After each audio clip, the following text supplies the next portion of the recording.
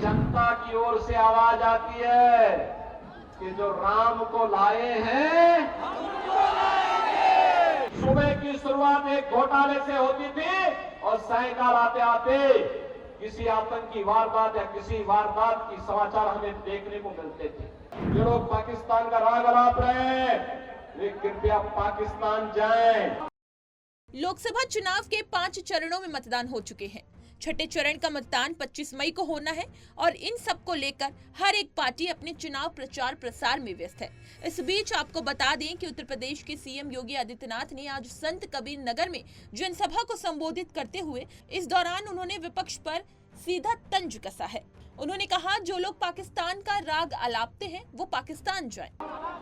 लोकसभा चुनाव के 5 चरण संपन्न हो चुके हैं और इन 5 चरणों में देश के अंदर उत्तर, दक्षिण, पूरब, पश्चिम अलग अलग राज्यों में मुझे जाने का अवसर प्राप्त हुआ है।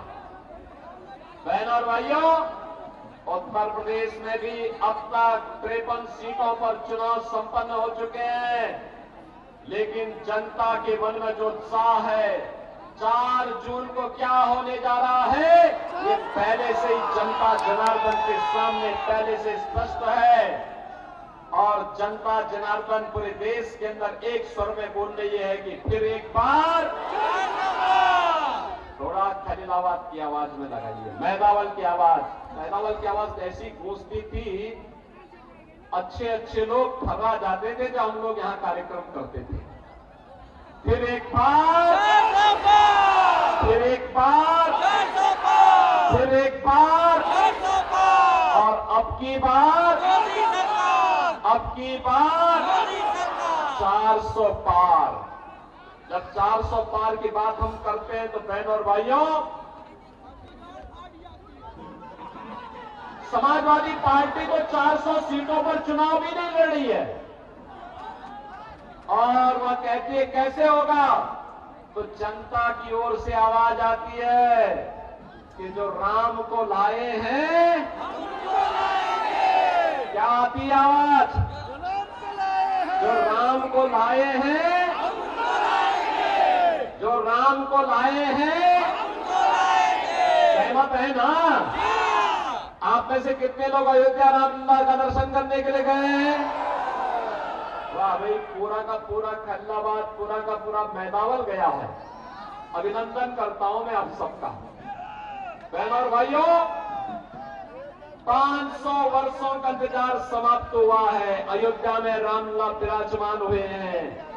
याद करिए, आपके लिए तो एक तरफ अयोध्या में रामलला का विराजमान हुआ, दूसरी तरफ इंटरनेशनल एयरपोर्ट का नामकरण महर्षि वाल्मीकि के नाम पर, रेन बसेरा का नामकरण निषाद राज के नाम पर और भोजनालय का नामकरण जहां पे गरीबों को, जनता, श्रद्धालुओं को भोजन मिल रहा है, उसका नाम पर माता सबरी के नाम पर वो बना हुआ है। याद करिए, ये समाजवादी पार्टी के लोग राम भक्तों पर गोली चलाते थे और आज अयोध्या में राम भक्तों पर पुष्प वर्षा हो रही है, पुष्प वर्षा। ये लोग राम भक्तों पर गोली चलाते थे, कहते थे परिंदा भी पर नहीं मार सकता। और बहनों और भाइयों, आज अयोध्या धाम में भक्तों की आवभगत होती है, राम भक्तों की आवभगत होती है और अयोध्या को एक बार फिर से त्रेता युग का गौरव दिलाने का काम कर दिया गया है। ये समाजवादी पार्टी राम भक्तों पर तो गोली चलाती है और जिन आतंकवादियों ने राम मंदिर पर आतंकी हमला किया था, उनके मुकदमों को बेशर्मी के साथ वापस लेने का काम करती है।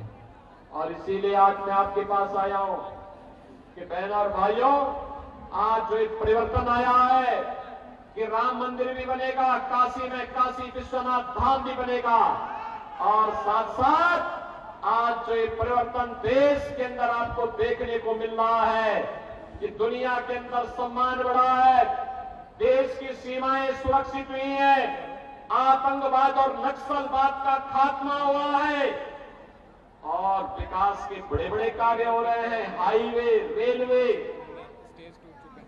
Medical college, IIT, IIM, AIIMS, Gorakhpur में एम्स बन गया है, फर्टिलाइजर कारखाना फिर से चालू हो गया है, नए नए उद्योग लग रहे हैं, पर्यटन के नए केंद्र के रूप में बाबा तामेश्वर नाथ का धाम भी विकसित हो रहा है और संत कबीर नगर की पावन महानिर्वाण स्थली को कबीर पीठ के रूप में एक बार शोध और इनोवेशन के नए केंद्र के रूप में विकसित किया जा रहा है। योगी आदित्यनाथ प्रतिभा का पुराना बर्तन उद्योग वन डिस्ट्रिक्ट वन प्रोडक्ट में फिर से पुनर्जीवित हो रहा है और यही नहीं, आज तो विकास के साथ साथ गरीब कल्याणकारी योजनाएं, याद करिए समाजवादी पार्टी के समय में लोग भूख से मरते थे, दवा के भाव में दम तोड़ते थे, किसान आत्महत्या करता था, नौजवान पलायन करता था, बेटी और व्यापारी की सुरक्षा खतरे में थी, सुबह की शुरुआत एक घोटाले से होती थी और सायंकाल आते आते किसी आतंकी वारदात या किसी वारदात की समाचार हमें देखने को मिलते थे। आज 80 करोड़ लोगों को मोदी जी के नेतृत्व में फ्री में राशन की सुविधा का लाभ प्राप्त हो रहा है।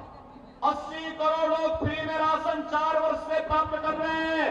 मोदी जी ने कहा है अगले 5 वर्ष तक लगातार जारी रहेगा। बहनों और भाइयों, जो लोग आज पाकिस्तान का राग अलापते हैं, मैं उनसे कहना चाहता हूं कि पाकिस्तान के अंदर 23 करोड़ लोगों का पेट नहीं भर पा रहा है वहां की सरकार।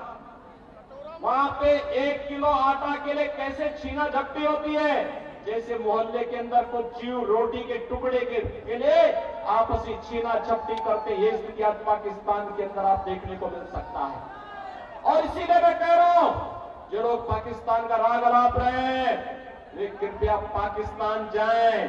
पाकिस्तान में भीख मांगने के लिए उनको अवसर जरूर मिल जाएगा, वहां उनको भीख भी नहीं मिलने वाली है। 60 करोड़ लोग 5 लाख रुपए की आयुष्मान भारत की सुविधा प्राप्त कर रहे हैं। गरीब के लिए जनधन अकाउंट खुल गया है। पेंशन से लेकर के सरकार का मुआवजा या कोई भी आपदा का राहत का पैसा सीधे आपके अकाउंट में आ रहा है। बीच में कमीशन खोरी बंद। 12 करोड़ किसानों को किसान सम्मान निधि देश के अंदर मिल गया। 12 करोड़ गरीबों के घर में शौचालय बन गए। 10 करोड़ गरीबों के घर में उज्ज्वला योजना के कनेक्शन आ गए। और हमने यूपी में तो व्यवस्था की होली और दीपावली में एक भरा हुआ सिलेंडर इन घरों तक पहुंचाने का काम करेंगे। यह हमने पिछले वर्ष में जारी कर दिया है। इसी तरह की तमाम खबरें और अन्य अपडेट्स के लिए बने रहिए हमारे साथ और देखते रहिए punjabkesari.com।